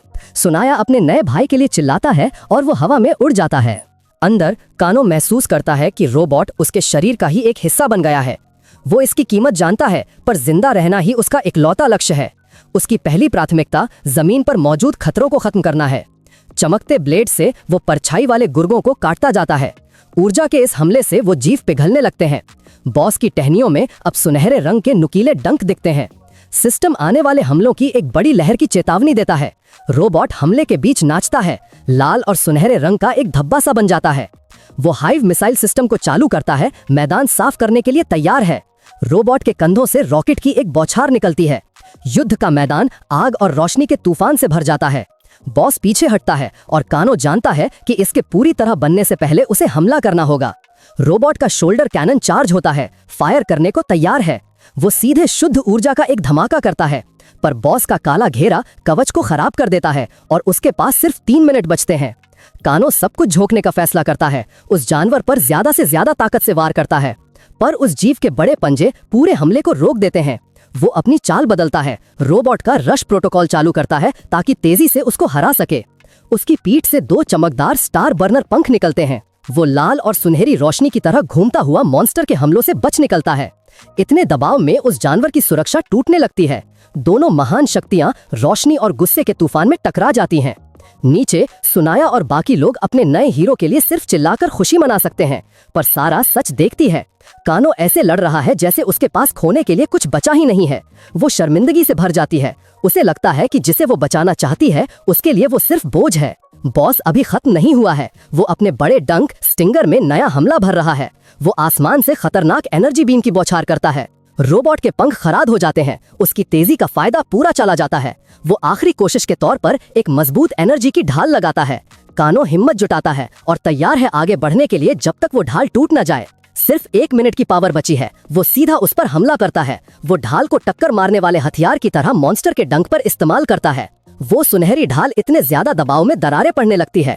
वो टूट जाती है, लेकिन उससे पहले कानो अपना असली मकसद पूरा कर लेता है। जानवर को हिलने से रोक देता है। दुश्मन को रोकने के बाद वो आखिरी फैसला कुनवार की तैयारी करता है। रोबोट अपना आखिरी प्रोटोकॉल, अपना सबसे बड़ा हथियार चालू करता है। एक बहुत बड़ी तोप चार्ज होने लगती है। वो सारी बची हुई पावर खींच लेती है। बॉस जवाब में अपना आखिरी हमला तैयार करता है। कानो स्टार जजमेंट छोड़ता है, जो कि शुद्ध ब्रह्मांडीय कॉस्मिक एनर्जी की बीम है। वो आसमान से नीचे आती है, पूरी तबाही का एक खंबा बनकर। ज़ोडिएक बॉस उस धमाके में पकड़ा जाता है। उसका शरीर बिखरने लगता है। वो सिर्फ चीख सकता है जब वो तेज रोशनी में गायब हो जाता है। छात्रों को विश्वास नहीं होता कि कानो ने आखिरी बॉस को मिटा दिया है। एक सिस्टम विंडो उनकी जीत की पुष्टि करता है और डंजन से निकलने का एक दरवाजा खोल देता है। राहत जश्न में बदल जाती है जब वो अपने नए हीरो की तारीफ करते हैं। सुनाया गर्व से चमकता है। अपने नए भाई पर उसका विश्वास पूरा हो चुका है। सारा शांति से मुस्कुराती हुई देखती है, ये इशारा करते हुए कि उसने उसकी सारी उम्मीदों से ज्यादा किया है। लेकिन इस जीत की एक कीमत थी। रोबोट की पावर खत्म हो जाती है। कानो को जबरदस्ती बाहर फेंक दिया जाता है। सिस्टम उसे गुड लक कहता है। कानो सोचता है शुक्रिया, पर किस काम का। जब वो गिर रहा होता है, रोबोट के कवर का एक टुकड़ा उसकी तरफ उड़ता है। वो एक हाथ का दस्ताना है, मशीन की तरफ से आखिरी तोहफा। वो उसे पकड़ लेता है, अपनी इस महंगी सैर की एक निशानी। अब उसे बस ऑर्बिट से गिरने से बचना है। अचानक एक अजीब सा एहसास उस पर छा जाता है। दर्द और कमजोरी की एक लहर उसे हवा में ही लूला कर देती है। सिस्टम ओवर एक्सर्शन यानी ज्यादा जोर लगाने के लिए एक खास कमजोरी डीबफ का ऐलान करता है। 10 मिनट के लिए उसके सारे कौशल बंद हो जाते हैं। वो पूरी तरह शक्तिहीन है। नीचे उसके दोस्त देखते हैं कि उसके गिरने की रफ्तार कम नहीं हो रही। सुनाया बात समझ जाता है। ये रोबोट चलाने का एक बुरा असर है, साइड इफेक्ट है। वो अपना जेट पैक चालू करता है, एक हीरोइक बचाव के लिए तैयार है। वो आसमान में तेजी से उड़ता है, कसम खाता है कि वो अपने नए भाई को बचाएगा। सारा भी पीछे पीछे जाने की तैयारी करती है, वो पीछे नहीं रहने वाली। तभी बाकी छात्र निकलने वाले दरवाजे पर इकट्ठे होते हैं, पर उनका एक लौता रास्ता उनकी आंखों के सामने छोटा होने लगता है। एक छात्र आसमान की तरफ इशारा करता है, उन पर एक नया डर छा जाता है। ज़ोडियाक बॉस मरा नहीं था, वो बस दोबारा बन रहा था। एक एरर मैसेज आता है, दरवाजा 100 सेकंड में बंद हो रहा है। डर फैल जाता है और छात्र निकलने के लिए भागते हैं। गुलाबी बालों वाली लड़की पीछे रह जाती है, मदद के लिए गिड़गिड़ाती है। सारा उसके पास दौड़ती है, किसी को भी पीछे छोड़ने से मना करती है, पर वो जानती है कि छोटा होता हुआ दरवाजा मतलब वो सबको नहीं बचा सकती। वो बचे हुए लोगों को इकट्ठा करती है, आखिरी कोशिश के लिए तैयारी करती है। गुलाबी बालों वाली लड़की सारा से प्लान पूछती है, पर अचानक वो हवा में उड़ जाती है। सारा का प्लान सीधा था, उसको सुरक्षित जगह पर फेंक दो। बाकी छात्र सिर्फ हैरान होकर देखते रह जाते हैं। ये जरूर अपने दोस्तों को निकालने का एक तरीका है। भीड़ इस अनोखे बचाव से दंग रह जाती है। वो सुरक्षा वाले घेरे में ठीक से उतरते हैं, शुक्रगुजार हैं, पर थोड़े चोटिल भी हैं। सारा अपनी जगह पर खड़ी रहती है, कानों के बलिदान का सम्मान करती है। वो कसम खाती है कि वो हर एक को जिंदा बाहर निकालेगी। तभी कानो अपनी किस्मत मान लेता है। जैसे ही दरवाजा बंद होता है, वो अपने दोस्तों से कहता है कि वो उसके बिना निकल जाएं, पर ज़ोडियाक बॉस का डंक आखिरी वार करने के लिए नीचे आता है। सुना उसे बीच में रोकता है, एक इंसानी ढाल बन जाता है। टक्कर से उनके नीचे की जमीन टूट जाती है। कानो हैरान है कि वो अभी भी सांस ले रहा है। सुना रोबोट के साइड इफेक्ट भूल जाने के लिए माफी मांगता है। वो कहता है कि अगर इससे सब बच गए तो ये इसके लायक था। वो सबसे ज्यादा कानो को जिंदा देखना चाहता था, पर वो अभी रुका नहीं है। उसके पास एक और चाल है। वो एक हाईटेक मोटरसाइकिल बुलाता है। अमीर बच्चों को सबसे अच्छे खिलौने मिलते ही हैं। जब उसका फ्लाइट सूट टूट चुका है तो यही उनके निकलने का एक लौता रास्ता है। वो पूरी रफ्तार से बंद हो रहे दरवाजे की तरफ भागते हैं। उनके भागने का समय हर पल कम होता जा रहा है। वो धूल उड़ाते हुए युद्ध के मैदान को पार करते हैं, लेकिन सुनाया की नजर सारा पर पड़ती है, जो पीछे रह गई थी। कानो उससे रुकने से मना करता है, कहता है कि वो संभाल लेगा। जैसे ही बाइक करीब आती है, सारा हाथ आगे बढ़ाती है। कानो उसका हाथ पकड़ लेता है। उनका समय बिल्कुल सही था। वो उसे एक ही झटके में बाइक पर खींच लेता है। अब तीनों मिलकर आजादी के लिए आखिरी दौड़ लगाते हैं। सारा कहती है कि वो थक गई है, कि ये हमेशा उसे पीछे छोड़ देता है। वो उसे गले लगा लेता है, वादा करता है कि इस बार वो कहीं नहीं जा रहा है। लेकिन सुनाया उनके मिलन को बीच में ही रोक देता है। दरवाजा 10 सेकंड में बंद हो रहा है। वो उनसे कहता है कि अपनी जान बचाने के लिए मजबूती से पकड़ लो। थ्रॉटल घुमाकर वो बाइक को उसकी आखिरी सीमा तक तेज कर देता है। ये फिनिश लाइन तक पहुंचने की आखिरी बेचैन दौड़ है। वो छोटे हो रहे पोर्टल की तरफ दौड़ते हैं, जो इस नर्क से निकलने का उनका एक ही रास्ता है। लेकिन ज़ोडियाक के बॉस के पास उनके लिए एक आखिरी तोहफा था। एक आखिरी हमला जमीन को तोड़ देता है, उनका रास्ता रोक देता है। एक बहुत बड़ा खाई खुल जाता है, जैसे डंजन उन्हें जाने से मना कर रहा हो। लेकिन सुनाया एक छोटे से खाई को रुकने नहीं देगा। वो बताता है कि बाइक में फाइटर जेट का इंजन लगा है, क्योंकि भला क्यों ना लगा हो। वो हवा में उड़ जाते हैं, खून जैसे लाल चांद के सामने रोशनी के झटके की तरह। लेकिन सुनाया को एहसास होता है कि शायद उसने जेट इंजन के चक्कर में थोड़ा ज्यादा ही कर दिया। वो जमीन पर जोर से टकराते हैं। उनकी आखिरी उम्मीद रुक जाती है। पोर्टल का गिनतीदार 5 सेकंड पर आ जाता है। बाइक टूट चुकी है और उनका शानदार भागने का प्लान धुआं हो गया है। कानो सुनाया को उठाता है, जो अपनी नाकामी के लिए खुद को दोष दे रहा है। सारा बस देख सकती है, मदद न कर पाने के कारण खुद को कमजोर महसूस करती है। 1 सेकंड बचते ही वो अपना नसीब मान लेते हैं, वो अब नहीं पहुंच पाएंगे। अचानक एक अजीब सा यंत्र आता है और पोर्टल को स्थिर कर देता है। दरवाजा बड़ा हो जाता है, किसी अनजानी शक्ति ने उसे खोल रखा है। तीनों बस घूरते रह जाते हैं, आखिरी पल में बचाए जाने से हैरान हैं। रोशनी में से एक व्यक्ति निकलता है, जो स्टेला एकेडमी का हेडमास्टर है। वो तीनों छात्रों की इस जोरदार बहादुरी की तारीफ करता है। वो कहता है कि उनका काम खत्म हो गया, अब आगे का काम अध्यापक लोग संभालेंगे। चुनिंदा इंस्ट्रक्टर्स की एक टीम डंजन के मुख्य केंद्र को रोकने के लिए आगे बढ़ती है। वो इस अस्थिर शक्ति के चारों तरफ एक ताकतवर मोहर लगाने की विधि शुरू करते हैं, लेकिन केंद्र उबलता रहता है, उसकी शक्ति और बढ़ती जाती है। हेडमास्टर बीच में आने की तैयारी करता है, कसम खाता है कि वो फिर से फेल नहीं होगा। हेडमास्टर अपनी खुद की शक्ति निकालता है, सुनहरी ऊर्जा का एक तेज बहाव। वो तलवारों का एक घेरा बुलाता है, जो अस्थिर डंजन कोर को घेर लेता है। एक ही आदेश पर तलवारें इकट्ठी हो जाती हैं और उस अंधेरी ऊर्जा पर मोहर लगा देती हैं। वो बेकाबू शक्ति दबकर एक स्थिर और बिना नुकसान वाली शक्ल ले लेती है। सुनाया अब ऑफिशियली हेडमास्टर का नंबर 1 फैन बन चुका है। वो ताकतवर आदमी कानों के पास आता है, उसके चेहरे का हाल पढ़ा नहीं जा रहा। वो लड़के के कंधे पर मजबूत और भारी हाथ रखता है। जब सिस्टम कानों के जोरदार स्टैट्स दिखाता है तो वो उसकी बहादुरी के लिए धन्यवाद करता है। कानो शांत दिखने की कोशिश करता है, लेकिन उसका सिस्टम उसे याद दिलाता है कि वो इस टैलेंट को अफोर्ड नहीं कर सकता। हेडमास्टर उन्हें जाने की इजाजत देता है, वादा करता है कि उनके काम हमेशा याद रखे जाएंगे। तीन बचने वाले आखिर में बाहर निकलने वाले पोर्टल की तरफ चलते हैं।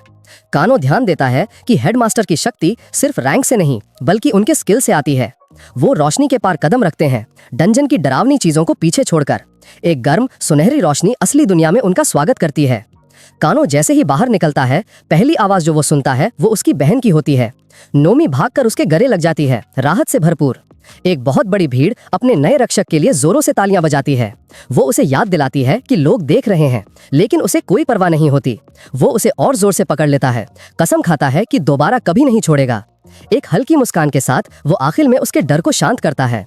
वो भीड़ की तरफ देखता है, अब वो सिर्फ पीछे का किरदार नहीं रहा। डूम्सडे क्लॉक इस बात की पुष्टि करती है कि उसकी जीत ने उन्हें लगभग 3 साल का समय दे दिया है। लेकिन पर्दे के पीछे कुछ लोग कानो को हीरो नहीं बल्कि खतरा मानते हैं।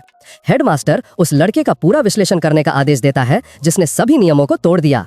जब वो अपनी अगली जरूरत की तरफ मुड़ता है तो उसका चेहरा सख्त हो जाता है। वो अकेडमी के अंदर छुपे गद्दारों को पूरी तरह से निकाल बाहर करने का ऐलान करता है। वो कसम खाता है कि इस हमले के लिए वो कल्ट बहुत बड़ी कीमत चुकाएगा। खबरों में इस घटना की रिपोर्ट आती है। आम जनता असली खतरे से अनजान है।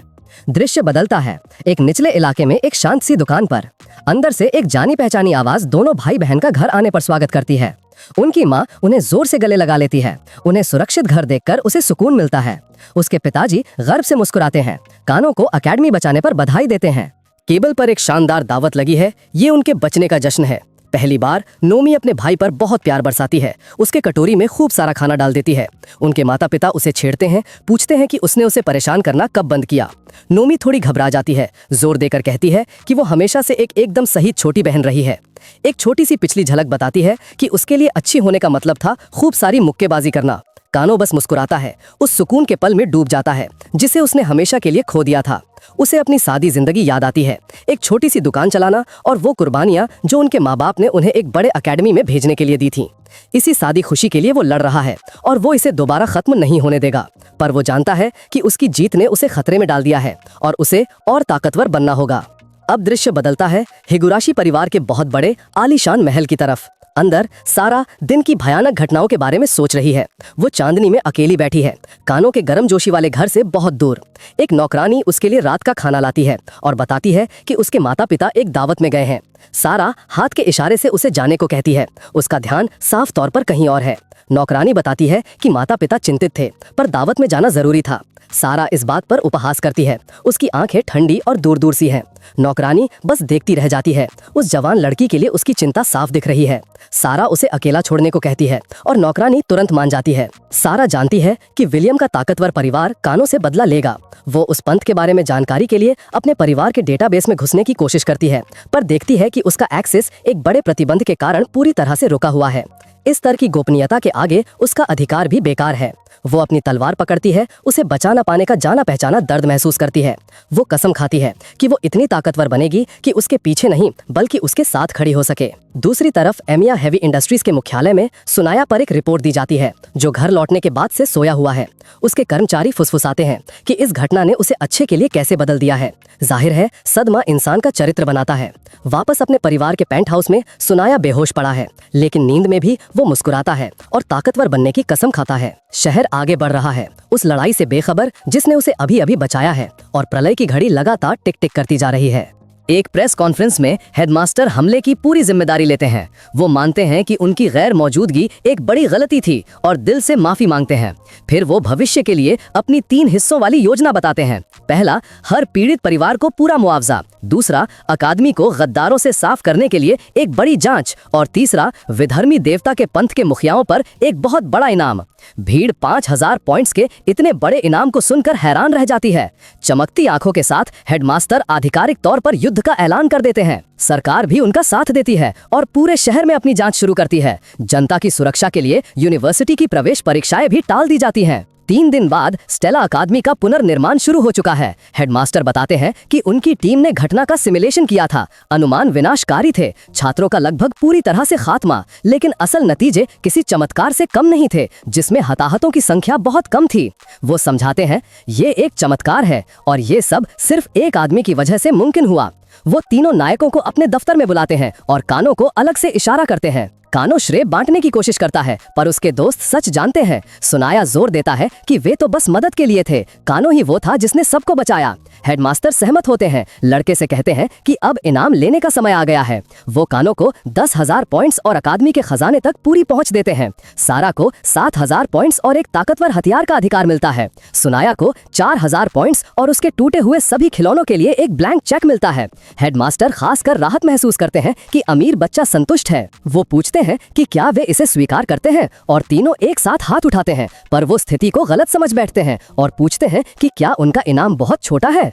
सारा आगे बढ़कर कहती है कि वो इसके लायक नहीं है और उसके पॉइंट्स कानो को मिलने चाहिए। हेडमास्टर अपना गर्व जाहिर करते हैं और उन्हें 4 दिन का आराम देते हैं। लेकिन जब वे जाने लगते हैं तो कानो एक आखिरी सवाल पूछने के लिए पलटता है। वो हेडमास्टर की बिल्कुल सही समय पर हुई बिजनेस ट्रिप के बारे में पूछता है। उस ताकतवर आदमी के चेहरे के हाव भाव एक पल के लिए सख्त हो जाते हैं। फिर वो खुशी से ऐलान करता है कि ये जानकारी टॉप सीक्रेट है। बाहर सुनाया अभी भी सारा के पॉइंट्स दे देने की शिकायत कर रहा है, पर सारा सहमत होती है, कसम खाती है कि वो कानो के साथ खड़े होने के लिए काफी ताकतवर बनेगी। अचानक एक सिस्टम विंडो सुनाया की तरफ से एक बहुत बड़े पॉइंट ट्रांसफर का ऐलान करती है। कानो उस तोहफे के आकार को देखकर दंग रह जाता है। वो फौरन अमीर लड़के पर अपने ही पिता को लूटने का आरोप लगाता है। सुनाया समझाता है कि उसने बस बाकी हर छात्र को उनके इनाम के लिए हड़का दिया था। एक सच्चा परोपकारी बनकर वो गर्व से कहता है कि वो अपने नए भाई को नुकसान नहीं होने दे सकता। कानो आगे बढ़ जाता है, अपने दोनों नए सहयोगियों को अपनी प्राथमिकताएं तय करने के लिए छोड़ देता है, पर अपने मन में वो बताता है कि वो हेडमास्टर का राज पहले से ही जानता है। अपने दोस्त से मिले नक्शे की वजह से अकेडमी की कोई भी जगह छुपी नहीं है। उसको तो हेडमास्टर की असली जबरदस्त शक्ति का भी पता है और वो खास जानकारी भी जो उनके कंप्यूटर में है, एक नया S लेवल का डंजन।